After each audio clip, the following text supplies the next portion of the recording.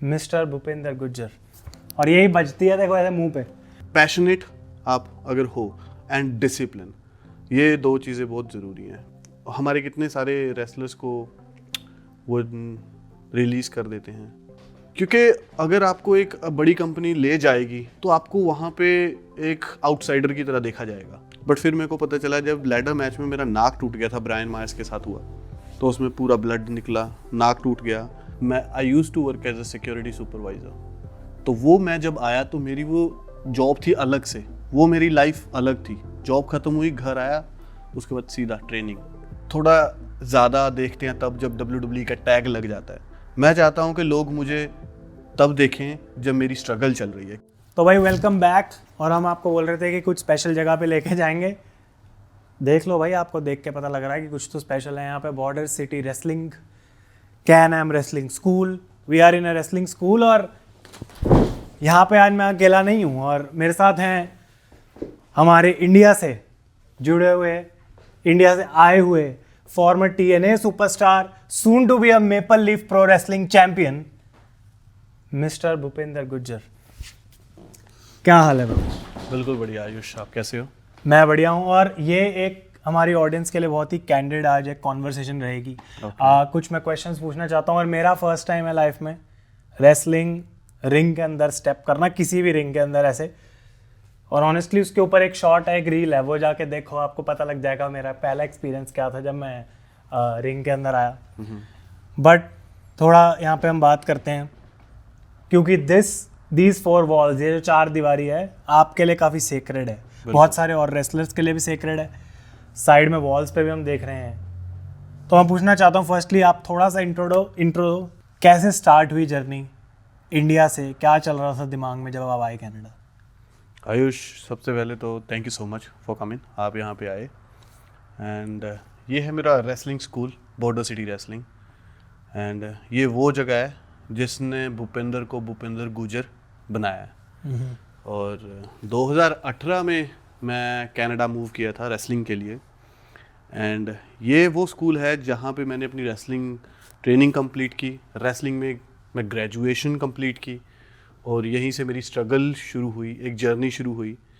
And उसके बाद मैंने TNA के साथ भी काम किया, and Australia, all over US, Canada, Mexico, and बड़े बड़े रेसलर्स के साथ मेरे को काम करने का मौका मिला। तो जब आए कनाडा, आपने कभी ऐसे सोचा था कि यार, क्योंकि हम तो एज ए स्टूडेंट आए थे, देखो भाई हमने तो कभी रेसलिंग देखी है बस, ठीक है, की नहीं है कभी। हाँ जी। और बहुत सारे लोग जो वीडियो देख रहे हैं उनका भी सेम ही है, सोचते होंगे शायद कहीं ना कहीं सपना लेके कि काश हम भी रेसलर होते। तो जब आए कनाडा एज ए स्टूडेंट, क्या आप हमेशा से पता था कि रेसलर ही बनना है? क्योंकि ये बहुत अलग है। हम आते हैं भाई, परमानेंट रेजिडेंसी चाहिए, हमें वर्क वीज़ा चाहिए, यहाँ पे बसना है, कनाडा में फैमिली को बुलाना है, राइट। यूजुअल गोल वो होता है। क्या था ऐसा डिफरेंट माइंडसेट कि यार रेसलिंग करूँगा?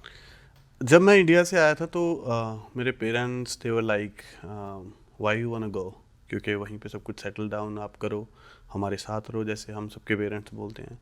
पर मैं शुरू से ही आफ्टर 10th ग्रेड मैं फिटनेस में था, मैंने बॉडी बिल्डिंग की, नेशनल लेवल किक बॉक्सिंग की। तो मेरे को ये था कि मैंने यार ज़िंदगी में ना कुछ अलग करना है। और फिर professional wrestling came into the scene. फिर मेरा ये था कि मैंने कनाडा जाना है, और मेरे को मेरे कोच ने पहले ही बोल दिया था कि अगर आपने रेसलिंग में अपना नाम बनाना है तो उस टाइम के जो अपॉर्चुनिटीज़ के हिसाब से आपको इंडिया से बाहर जाना पड़ेगा। तो फिर मैं 2018 में जब मैं आया तो मेरा पहले ही गोल क्लियर था कि मैं ग्रेजुएशन कंप्लीट इंडिया में किया, पर मैंने ये सोचा था कि मैं यहाँ पे स्टडी करूँगा, पर उसके साथ साथ मैंने रेसलिंग की भी ट्रेनिंग भी शुरू करनी थी, जो कि फिर मैंने यहाँ पे आके की भी। तो मेरा गोल पहले ही क्लियर था कि मैंने जाना प्रोफेशनल रेसलिंग में ही है, बट एक वे फिगर इट आउट करना था। And luckily I landed in Windsor, and this is the school इन्होंने अप्रोच किया। और ये बहुत भाई मस्त स्कूल है। देखो मैं थोड़ा सा उधर भी अगर हम दिखाएं तो ये BCW बॉर्डर सिटी रेसलिंग का जो पोस्टर है, signed by all the wrestlers, like बड़े बड़े रेसलर्स ऑलमोस्ट जिनके भी पोस्टर्स हैं उनकी फ़ोटोज़ पे उनके खुद के सिग्नेचर। और मैं थोड़ा इस साइड पे हम आ जाते हैं, क्योंकि मैं दिखाना भी चाहता हूँ साथ साथ भाई पूरा, कि देख लो ये है वो जो सेक्रीफाइस लगता है, जो कि भाई अगर रेसलर बनना है हम तो नहीं कर सकते, मेरे तो बस की नहीं है, देखो भाई मैं खुद ही बोलता हूँ। नहीं, बस की तो ऐसा नहीं बोलना चाहिए, बस की तो है, बट एक वो होता है ना, पैशन होता है। या एक आप मेंटली पहले रेडी होते हो कोई भी चीज करने के लिए। मैं कैमरे पे बोल सकता हूँ, देखो वो है मेरा पैशन और वो मैं कर भी रहा हूँ इतने time. And you are doing it great, bro. Yeah. I wish I can speak like you. And I wish I can wrestle like him. Wrestle नहीं तो भाई थोड़ी बॉडी ठीक है, क्योंकि मुझे पता है कि देखो इंडिया में ना फैंस के बहुत कॉमन क्वेश्चंस रहते हैं। सबसे पहली चीज़ जो मैं पूछना चाहूँगा, आपने बोला था कि आपने थोड़ा टाइम CWE में ट्रेनिंग की थी और द ग्रेट खली के बारे में बहुत लोग किसको नहीं पता, राइट? तो वो एक्सपीरियंस कैसा था आपको, क्या ऐसा फील हुआ? क्योंकि आपने बोला कि बाहर आना पड़ेगा मुझे अगर रेसलर बनना है तो अगर आपसे मैं बोलूँगा 2-3 चीज़ें जो आपको लगता है कि यार इंडिया में नहीं है, कि होती तो शायद इंडिया में भी आज बहुत रेसलर्स होते हैं जो निकल के आते हैं इंडिया से। मैं बात करूँगा 7-8 साल पहले जब मैं रेसलिंग बिजनेस में आया था, तो लकीली मेरे पास उस टाइम मेरा जो कोच था वो कनाडा से थे, वो इंडिया में रहते थे, तो मैंने उनसे ट्रेनिंग ली। एंड सिर्फ एक कमी थी, ट्रेनिंग बहुत अच्छी थी, कमी थी कि हमारी रेसलिंग प्रमोशंस डिफरेंट सिटीज़ में जाना। अब जैसे यहाँ पे क्या है कि आप एक बार रेसलिंग स्कूल से ग्रेजुएट हो जाओ, उसके बाद आप अलग अलग शहरों में जाके प्रमोटर से मिलो, आप वहाँ पे रेसलिंग कर सकते हो, आप अपना एक्सपीरियंस गेन कर सकते हो। पर इंडिया में वो चीज़ नहीं थी, सिर्फ एक स्कूल था, आपने वहीं ट्रेनिंग की, वहीं मैचेस किए, बट जो एक्सपोजर था वो नहीं मिल रहा था।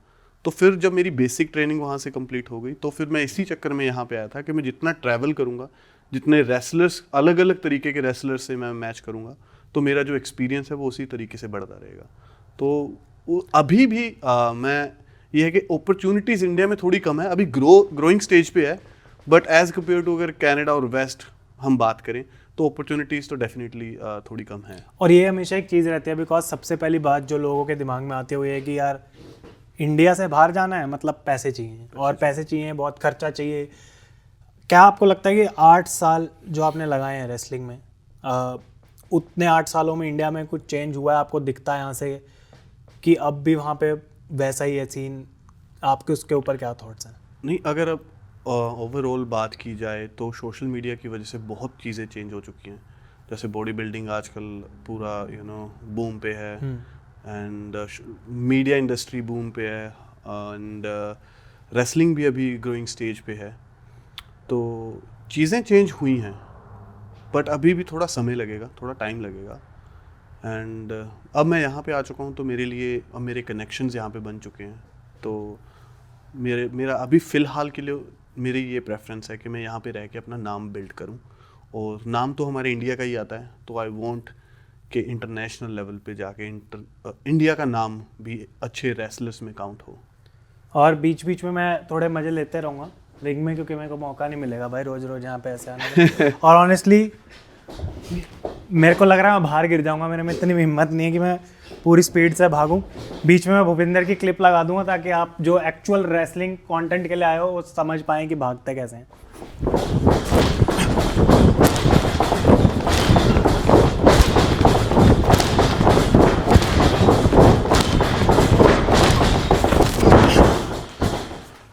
लेकिन मुझे लगता है कि इंडियन ऑडियंस हमेशा से रेसलिंग को पसंद करती है, बट घर में भी यही बोला जाता है यार ये क्या है, मतलब एक रियलिटी शो की तरह मोस्टली लोग रेसलिंग को देखते हैं। लेकिन आपने स्पेशली और बहुत सारे और रेसलर जिन्होंने एक प्रोफेशनल करियर की तरह इसी को ही आगे लेके बढ़े हैं, आज तक उसी में 8 साल लगाए हैं। तो आप क्या बोलना चाहोगे as a career wrestling in 2025? मान लो भाई कोई देख रहा है, बहुत लोग देख रहे हैं जो, और रेसलर बनना है, किसी में है भाई कीड़ा है। पैसों वाले टॉपिक पे भी आऊँगा भाई मैं, रुक जाओ तुम ठीक है थोड़ा, क्योंकि उसके लिए आगे करेंगे सीधा टाइम स्टैम्प पे।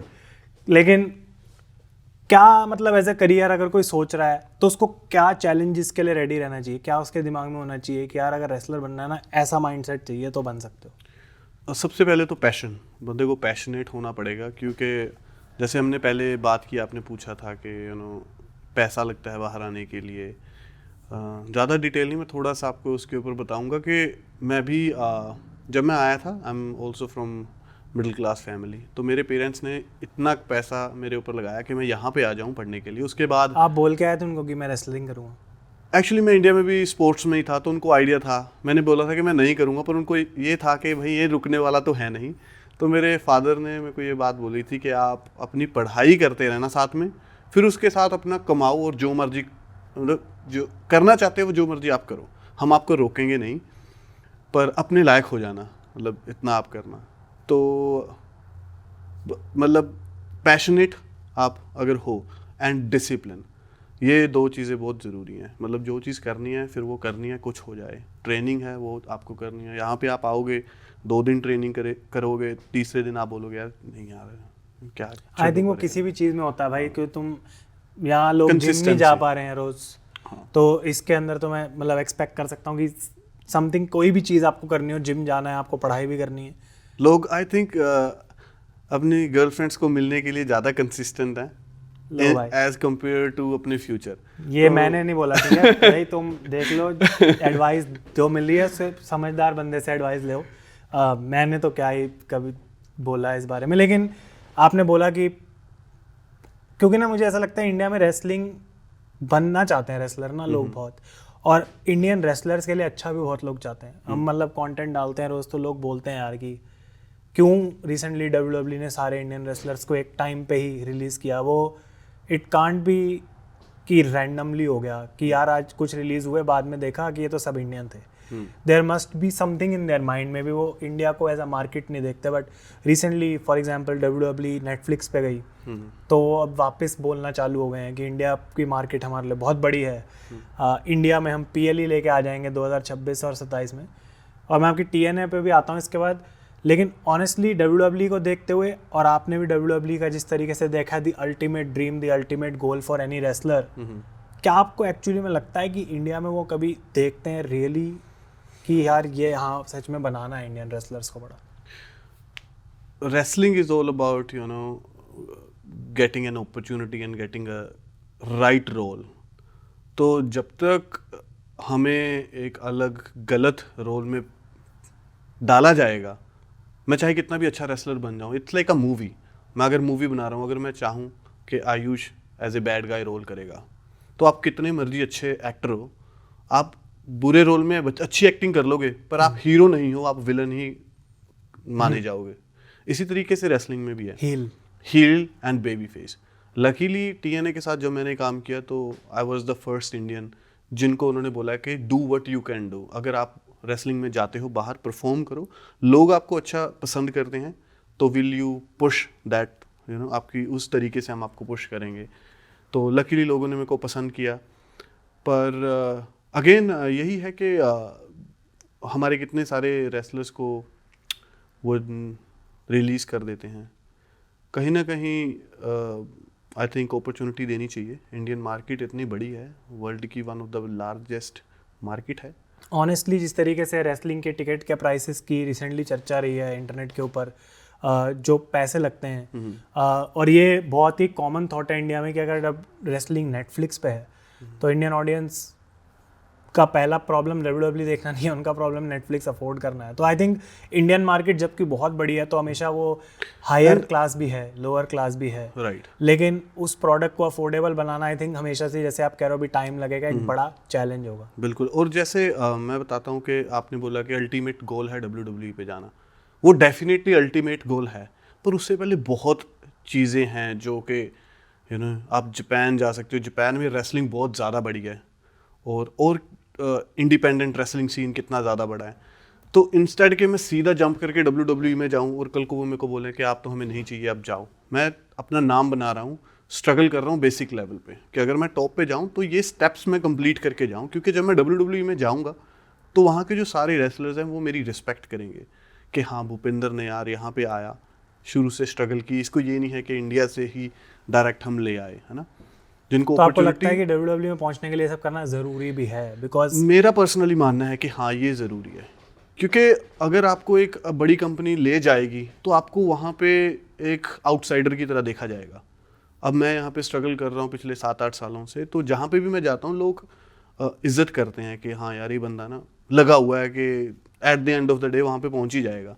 तो गोल वो डेफिनेटली है कि WWE में जाना है, पर उससे पहले मैं चाहता हूँ, आपने सुना होगा कि जैसे जापानीज रेसलर्स होते हैं, उनके नाम क्या आगे लगते हैं, legend Japanese wrestler is coming to TNA, king of strong style, yes, coming to WWE, coming to maple leaf wrestling, coming to this company that company, है ना, क्योंकि उन्होंने अपना नाम बनाया है जापान में, all over the Phenomenal world, one. Right, exactly. Yeah.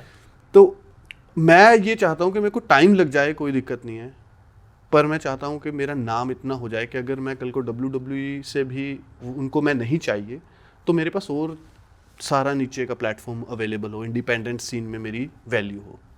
तो कुछ एक दो क्वेश्चंस मैं और पूछूंगा इसके बाद, लेकिन उससे पहले मैं चाहता हूँ भूपिंदर हमें थोड़ा बताएं कि यहाँ पे कैमरा अगर हम पास लाएं तो भाई यहाँ वेपन्स पड़े हैं देखो।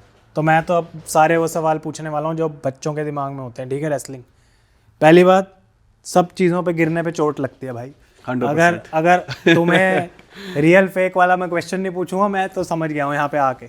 लेकिन यहाँ पे जब ट्रेनिंग होती है तो किस तरीके से दिखाते हैं, कितना इंपॉर्टेंस है कि हमको तो टीवी पे दिखाया जाता है कि टेबल टूट गई यार, लोग चिल्ला रहे हैं, मज़ा आ गया, वी वांट टेबल की चैंट लग रही है, लेकिन वेपन्स का आप किस तरीके से बोलोगे यार कि कितना इंपॉर्टेंट होता है देखना कि इंजरी ना हो?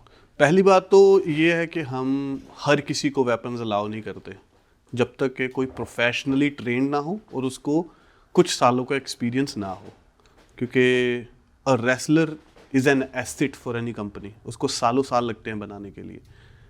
एंड दूसरी बात, अगर बात करें लैडर की हम, तो ये सबसे ज़्यादा डेंजरस वेपन मैं इसको बोलूँगा, क्योंकि मेरे को याद है कि मेरा रेसलिंग मैच जब हुआ था तो everybody was asking Bhupinder what you got tonight, and मैंने बोला लैडर मैच है। तो एडी एडवर्ड्स, यू नो, मूज, couple of other people, they are like, oh bro be safe, and I was like यार क्या हो गया, लैडर मैच तो है जैसे, यू नो। बट फिर मेरे को पता चला जब लैडर मैच में मेरा नाक टूट गया था, ब्रायन मायर्स के साथ हुआ, तो उसमें पूरा ब्लड निकला, नाक टूट गया, तो फिर मेरे को पता चला कि यार ये अगर स्टील लैडर हम इसको बोलते हैं तो ये स्टील लैडर ही है, इसमें कोई ऐसा नहीं है कि कुछ फेक है। लगती है, यू नो, आपके लगेगी अगर आप इस पे जाओगे तो एवरीबडी इज़ लाइक, वो वन टाइम डील होती है कि अब तो जब रिंग में आ गया तो करना ही करना है। डेफिनेटली हम बोलते हैं कि इसको ना यूज़ करो, रिस्की होता है, पर we can do anything for the देखो भाई, एंटरटेनमेंट। ये सबको पता लगना बहुत ज़रूरी है, बिकॉज हम तो बचपन में घर पे एक दूसरे को मारते आए हैं, कुछ कभी गद्दे उठा लिया, कभी कुछ। लेकिन एक चीज़ मैं ज़रूर करना चाहता हूँ कि मैं एक चेयर लाना चाहता हूँ रिंग के अंदर और ये मेरा बचपन का सपना है। रिंग के नीचे देखते हैं क्या है भाई, देख लो, नूब, बट आप ये उठा सकते हो। हाँ, ये चेयर है भाई, देख लो, और यही बजती है, देखो ऐसे मुंह पे, तो उठा के पता लग रहा है। लेट्स कीप 2 चेयर्स, दूसरों को भी आप बिठाएं अच्छे से। बट मज़ा आ रहा है भाई, मतलब यहाँ पे ना जो आके पता लगती है, फीलिंग पता लगती है एक रेसलिंग स्कूल की। और ऐसे जब आप देख लो भाई, इतने में मेरे तो पैर पे लग गई। लेकिन ये लो भाई सपना, स्टील चेयर,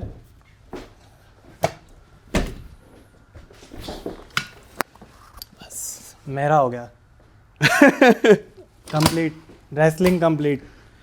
अब एक माइक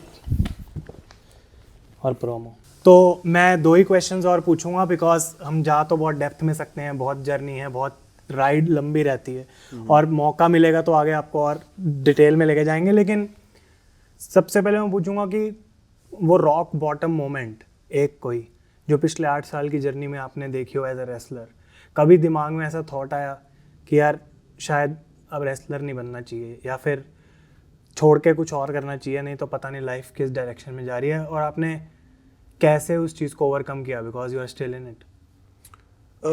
आपको सही बताऊं तो ना तो रेसलिंग की मार से, ना रेसलिंग की ट्रेनिंग से, ना ही रेसलिंग की पॉलिटिक्स से वो चीज़ें होती हैं। वो होते हैं बंदे जो आपके अपने साथ में होते हैं, आपकी लाइफ में होते हैं।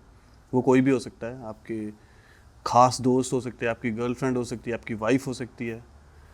तो जब आपके चाहने वाले आपको ये बोल रहे हैं कि यार किस चीज़ में पड़ा है तू, तेरा कुछ हो तो रहा नहीं, यू नो, तुम तो बहुत फिल्मी हो। ये बहुत ट्रू बात है भाई, बहुत ट्रू। आई थिंक सब लोग रिलेट कर पाएंगे। तुम तो बड़े फिल्मी हो, ऐसे तो सिर्फ आप नहीं कर सकते हो, सिर्फ वही कर सकते हैं, यू नो, जैसे एग्जांपल लेते हैं, तो सिर्फ गोरे कर सकते हैं, ये तो सिर्फ काले कर सकते हैं। तो बड़ी चीज़ें होती है जब आपके कोई बड़ा क्लोज वन इस चीज़ को बोलता है ना, क्वेश्चन करता है कि आप क्यों कर रहे हो, फिर at the end of the day आप अकेले बैठते हो और सोचते हो कि यार वाकई मैं ये क्यों कर रहा हूँ, मतलब इससे मेरे को अभी तो फ़िलहाल इतना कोई फ़ायदा है नहीं कि मेरा बहुत करियर हवा में जा रहा है ना।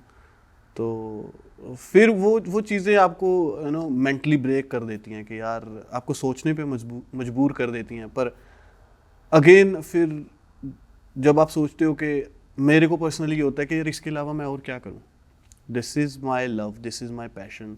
एंड मैं मानता हूँ कि wrestling is an art, and भगवान ने वो आर्ट मेरे में बड़े अच्छे तरीके से भरी है। एंड और आई थिंक यहाँ पे मैं बीच में कुछ क्लिप्स प्ले करूँगा। लास्ट वीक हम भूपिंदर के एक शो में गए थे, मतलब हम एक रेसलिंग शो देखने गए थे जहाँ भूपिंदर वॉज परफॉर्मिंग, तो मेरे को मौका मिला देखने का काफ़ी नज़दीक से, और क्रेज़ी मतलब वहाँ पे पूरा मैच था। और मैं बहुत ब्रीफ ही आंसर चाहता हूँ, लेकिन as a career wrestling obviously सब लोग यही सोचेंगे यार क्या इसमें इतना है, पैसा है, या फिर क्या ये एक्चुअली में एक बड़ा बन सकता है। ऑब्वियसली बड़े स्टेज में आप बढ़िया कंपनी में हो तो हो सकता है, लेकिन एज अ स्ट्रगलिंग रेसलर जो इनिशियली इंडिया से आया और जिसको एक विजन है कि मुझे ये करना है, कैसे आपने मेक श्योर किया कि आपके फाइनेंसेस भी ओके हैं हमेशा और आप एक रेसलर भी बन पाओ? जो इंसान इस रेसलिंग बिजनेस में नया है या फिर रेसलर बनना चाहता है, गोल क्लियर होना चाहिए कि मैंने रेसलिंग अगर करनी है तो करनी है, उसके लिए आपको कुछ भी करना पड़ेगा। Wrestling is second for little bit, पहले आपको अपने फाइनेंसेस का ध्यान रखना पड़ेगा। तो आपने भी जॉब की, सब किया यहाँ पे? मैं I used to work as a security supervisor, तो वो मैं जब आया तो मेरी वो जॉब थी अलग से, वो मेरी लाइफ अलग थी। जॉब खत्म हुई, घर आया, उसके बाद सीधा ट्रेनिंग, वो एक अलग लाइफ है। तो वो दो लाइफ्स अलग चलती हैं। पहले फाइनेंसेस आपको आपकी रेगुलर जॉब से आ रहा है, रेसलिंग से कुछ नहीं आ रहा है, फिर वो थोड़ा सा आपका बढ़ जाता है, जॉब का टाइमिंग कम हो जाता है, फिर धीरे धीरे धीरे ना स्विच हो जाता है कि रेसलिंग से आपको पैसा बनना शुरू हो जाता है, रेगुलर जॉब की आपको ज़रूरत नहीं पड़ती। पर उसके लिए एटलीस्ट आपको 5-7 साल तो मैं बोलता हूँ कि लग जाते हैं, कि ये नॉर्मल प्रोसीजर है। और अगर आप 5-7 साल मतलब रोज सेम थिंग, पहले जॉब फिर ट्रेन, पहले जॉब फिर ट्रेन फॉर 5 to 7 years। बीच में आपको कभी भी इंजरी हो सकती है, तो आपकी दूसरी जॉब प्रॉब्लम में आ सकती है अगर आपको चोट लग जाए। तो क्रेजी अमाउंट ऑफ एफर्ट यहाँ पे डालते हैं। और फाइनली मैं बात करना चाहता हूँ दो चीज़ों के बारे में। पहले TNA का आपको जब कॉन्ट्रैक्ट मिला, प्रॉब्ली उस टाइम पे आपके लिए बहुत ज़्यादा बड़ी मोमेंट कि मैंने कुछ जो किया इतने टाइम से वो एक रिजल्ट सामने निकल के आया। तो तब कैसे मतलब आपने रिवील किया घर पे? एक्चुअली लोगों को ये है कि सिर्फ मैंने कुछ 7-8 सालों से रेसलिंग किया। आफ्टर 10th ग्रेड में स्पोर्ट्स में ही हूँ। मैंने body building, boxing, national level में किक बॉक्सिंग, ये सारी चीज़ें बड़े टाइम से मैं कर रहा हूँ। पर 2018 में कनाडा आने के बाद मेरे को थोड़ी अपॉर्चुनिटी ज़्यादा मिल गई, और फिर मैं जब यहाँ पे आया, यहाँ पे उन्होंने देखा कि हाँ लड़का अच्छा कर रहा है। इवेंचुअली 2021 में मैंने कॉन्ट्रैक्ट साइन किया, और वो मेरे लिए मतलब ऐसा था कि रात को मेरे को यकीन नहीं होता था कि I have already sign the contract यार, कि ये आप ना क्या मतलब ईमेल आती है जैसे जॉब की ईमेल आती है कि भाई तुम्हारी जॉब लग गई, ऑफर लेटर, या कॉल करके बताते हैं? पहले आपको पहले तो ईमेल आएगी, और सॉरी पहले आपको आएगा कॉल। आपको कोई भी क्लोज वन है तो वो बोलेगा bro you gonna get a call और you gonna get an email, get ready, this is something big. तो लाइक ओके, मे बी कोई बड़ा शो होगा। तो फिर जब ईमेल आया पूरा, then I was literally was just watching कि यार कहीं गलती से तो नहीं भेज दी। फिर 2-3 दोस्तों को फ़ोन किया कि यार ऐसा हो गया, मतलब बिलीव करने में ना टाइम लग जाता है। फिर उन्होंने बोला कि नहीं यार एक आपको ना थोड़ा आइडिया हो जाता है पहले, you can feel it out कि यार हाँ मैं इस लेवल पे पहुंच चुका हूँ कि मेरे को मैं ये तो डिजर्व इसमें भी कर। प्रॉपर आपको जॉब की तरह अप्लाई करना पड़ता है? आपको मतलब पूछते हैं कुछ चीज़ें, इंटरव्यू होता है, रेसलिंग होती है, क्या होता है? अगर आप WWE की बात करते हो तो वहाँ पे आपको अप्लाई भी करना पड़ता है, और आपका वो रेज्यूमे भी होता है। और अगर आप रेसलर हो तो आपको देख रहे हैं कि कौन बच्चा तो सीधा ऑफर आता है? तो आपको सीधा ऑफर भी आ सकता है, आपको किसी के थ्रू कॉल भी आ सकता है, मेरे कोच के थ्रू कॉल भी आ सकता है ना। तो इसमें पर जब मैंने फर्स्ट टाइम कॉन्ट्रैक्ट साइन किया था तो दैट वाज लाइक, मेरे को मेरे बड़े ही क्लोज ने किसी ने बोला था कि यार नहीं होगा। फिर जब वो आया था फिर उनकी बातें याद होती है कि नहीं अब तो हो चुका है। आई थिंक कि this is the most beautiful thing कि आप कुछ सोच रहे हो और बहुत सालों से कर रहे हो और फाइनली मिलती है। तो मेरे साथ ऐसा होता है कि मैं रिलीव्ड ज़्यादा होता हूँ कि हो गया, लेकिन वो तब भी कई बार हम इंजॉय नहीं करते उतनी moment, but it's a huge moment.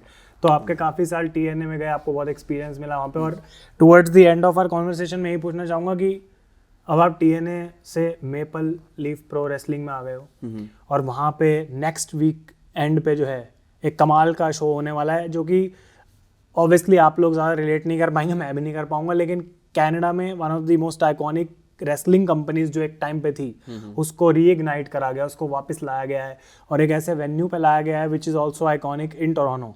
तो हिस्ट्री है, the first ever Canadian champion जो है वो क्राउन करा जाएगा, वापस वो टाइटल लाया जाएगा। Maple leaf pro wrestling championship के लिए Bhupinder is fighting in the 20 man gauntlet. Right. तो ये पूरा सर्कल सा चल रहा है, अभी कंप्लीट तो नहीं हुआ, काफ़ी आई थिंक अभी बचा है कंप्लीट होना, बट TNA को छोड़ने के बाद और मेपल लीफ में आने के बाद एक ऐसी कंपनी जो अभी स्टार्ट आउट हो रही है, कैसे आपके लिए चेंज आया है? क्या आप इसको देख रहे हो एज अ प्रोग्रेस देख रहे हो? क्या आपको ये आगे लेके जा सकता है, किस डायरेक्शन में? डेफिनेटली एज ए रेसलर मेरे को जो भी अपॉर्चुनिटी मिलेगी आई एम गोना मेक 100% के एफर्ट्स डालने हैं कि कंपनी नई है पुरानी है, doesn't matter, if I am getting a match I am gonna make my mark. तो ये कंपनी का तो ऑलरेडी हिस्ट्री कितने सालों से है।